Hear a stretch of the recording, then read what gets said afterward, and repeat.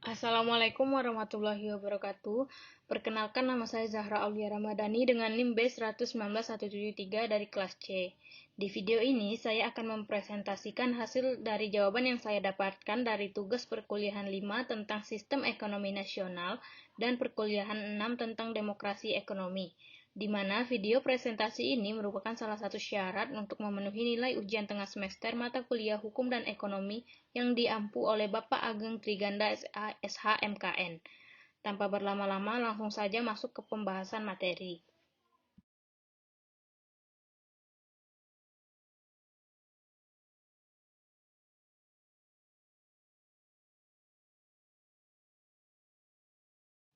Perkuliahan 5, Sistem Ekonomi Nasional. Nomor 1, apa yang dimaksud dengan sistem ekonomi nasional? Ekonomi nasional adalah sistem yang digunakan oleh suatu negara untuk mengalokasikan sumber daya yang dimilikinya baik kepada individu maupun organisasi di negara tersebut. Selanjutnya, apa yang dimaksud dengan ekonomi Pancasila?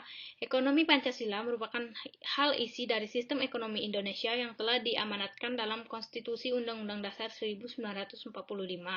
Suatu sistem ekonomi yang digali dan dibangun dari nilai-nilai yang dianut dalam warga negara Indonesia.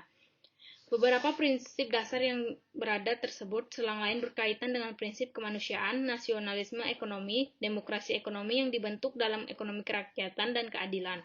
Sebagaimana teori ekonomi neoklasik yang dibangun atas dasar nasihat liberal dengan mengedepankan nilai individualisme dan kebebasan pasar.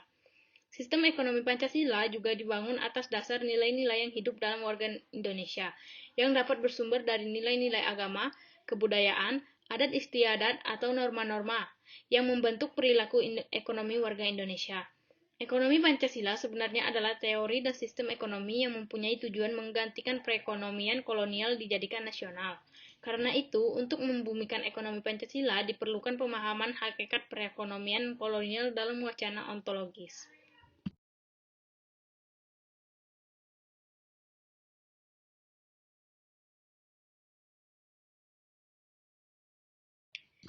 Yang ketiga, apa contoh dari Undang-Undang 1945 sebagai konstitusi ekonomi? Berdasarkan sistem demokrasi yang dipilih sebagai kerangka ketatanegaraan Indonesia, prinsip demokrasi ekonomi juga tertulis dalam pasal 33 ayat 4 Undang-Undang Dasar 1945 berisi tentang perekonomian nasional dan kesejahteraan sosial. Sistem ekonomi pasar merupakan sebuah kondisi yang mendasarkan mekanisme pasar sebagai penentu dari kebijakan yang akan mempengaruhi praktik setiap negara. Pada pasal 33 ayat 4 Undang-Undang Dasar 1945 terdapat term demokrasi ekonomi. Ini dimaknai sebagai sebuah kebebasan masyarakat dalam menjalankan kegiatan ekonomi.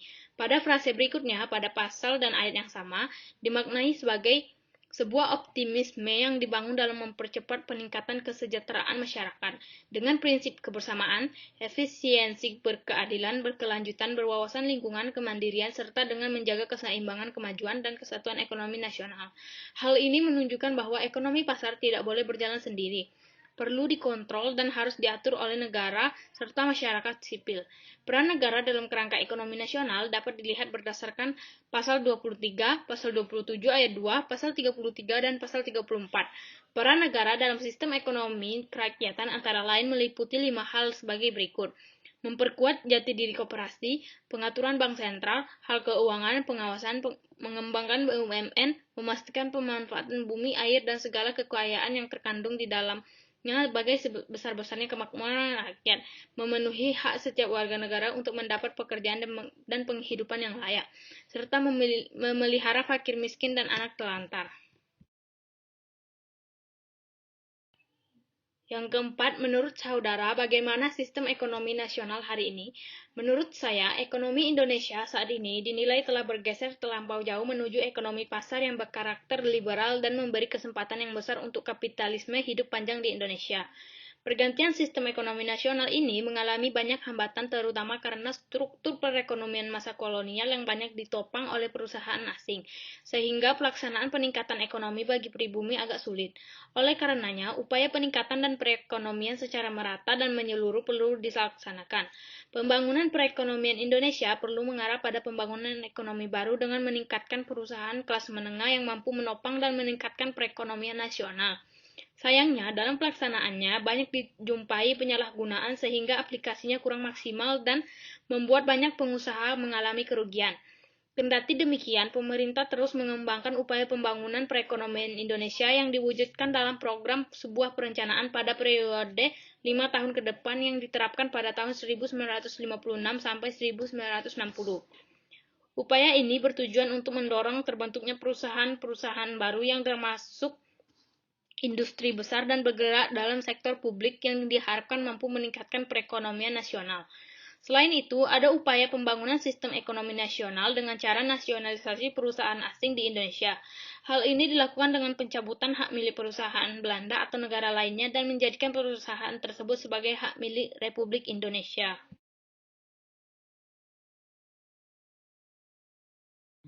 Perkuliahan 6. Demokrasi Ekonomi.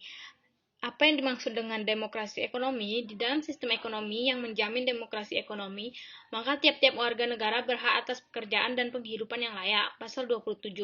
Hak atas pekerjaan tidaklah melulu privilege suatu klien atau golongan tertentu. Semua berhak memperoleh equal opportunity.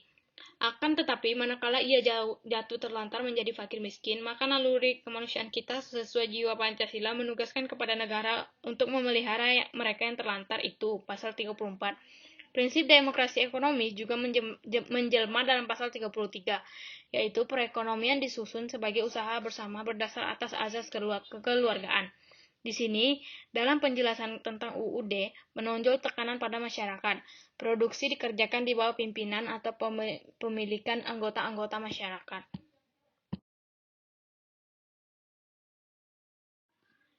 Selanjutnya, bagaimana demokrasi ekonomi dalam Undang-Undang 1945? Prinsip demokrasi ekonomi ini terjelma dalam Undang-Undang 1945 pasal 23, 27, 33, dan 34. Di dalam pasal 23 yang menonjol adalah hak budget DPR-GR. Ini berarti bahwa pemerintah boleh menginginkan rupa-rupa hal, rencana, dan proyek, akan tetapi pada instansi terakhir adalah rakyat sendiri yang memutuskan apakah rencana atau proyek bakal dilaksanakan. Oleh karena hak budget, hal menetapkan sumber penerimaan negara, pajak, dan macam-macam serta harga mata uang berada di tangan DPR-GR. Inilah prinsip Madagenschaft atau demokrasi ekonomi dalam sistem ekonomi Pancasila kita. Dan untuk mengecek kemudian apakah pemerintah tidak menyimpang dari kehendak DPR-GR, maka DPR-GR dapat menggunakan pemeriksaan melalui Badan Pemeriksaan Keuangan. Penjelasan UUD mengatakan dalam pasal 33 tercantum dasar demokrasi ekonomi. Produksi dikerjakan oleh semua, untuk semuanya di bawah pimpinan atau pemikiran anggota-anggota masyarakat. Kemakmuran masyarakatlah yang diutamakan, bukan kemakmuran orang-orang seorang. Sebab itu, perekonomian disusun sebagai usaha bersama berdasar atas asas kekeluargaan.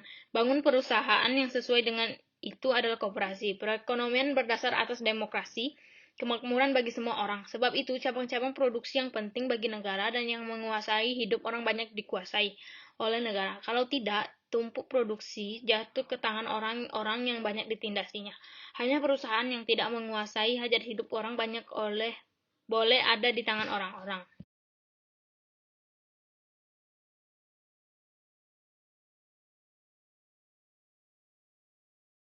Berdasarkan pasal 33 Undang-Undang Dasar 1945 tersebut, GBHN menggariskan bahwa pembangunan di bidang ekonomi yang didasarkan kepada demokrasi ekonomi menentukan bahwa masyarakat harus memegang peranan aktif dalam kegiatan pembangunan. Sedangkan pemerintah berkewajiban memberikan pengarahan dan bimbingan terhadap pertumbuhan ekonomi serta menciptakan iklim yang sehat bagi perkembangan dunia usaha. Sebaliknya, dunia usaha perlu memberikan tanggapan terhadap pengarahan dan bimbingan serta penciptaan iklim tersebut dengan segiat-giatnya yang nyata. Demokrasi ekonomi sebagai dasar pelaksanaan pembangunan memiliki ciri-ciri positif yang perlu terus-menerus dipupuk dan dikembangkan. Tujuan yang diharapkan dari penerapan sistem demokrasi ekonomi Indonesia yaitu membangun Indonesia yang berdikari secara ekonomi, berdaulat secara politik, dan berkepribadian yang berkebudayaan. Mendorong pertumbuhan ekonomi yang berkesinambungan, mendorong pemerataan pendapatan rakyat, serta meningkatkan efisiensi perekonomian secara nasional.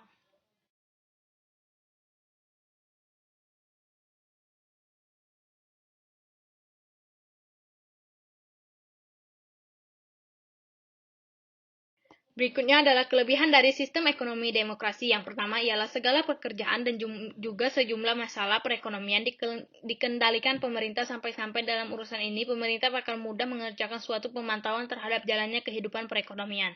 Yang kedua, tidak terdapat kesenjangan ekonomi karena penyaluran dikendalikan oleh pemerintah dengan merata. Yang ketiga ialah pemerintah bisa lebih mudah mengerjakan pengaturan bakal barang pun jasa yang atau bakal diproduksi cocok dengan keperluan masyarakat. Selanjutnya, kekurangan dari sistem ekonomi demokrasi dapat memastikan kreativitas dan inovasi setiap pribadi karena perekonomian di bawah kendali pemerintah. Tidak ada kemerdekaan untuk mempunyai sumber daya dan variasi dalam memproduksi barang tidak cukup dikarenakan terbatas pada peraturan pemerintah.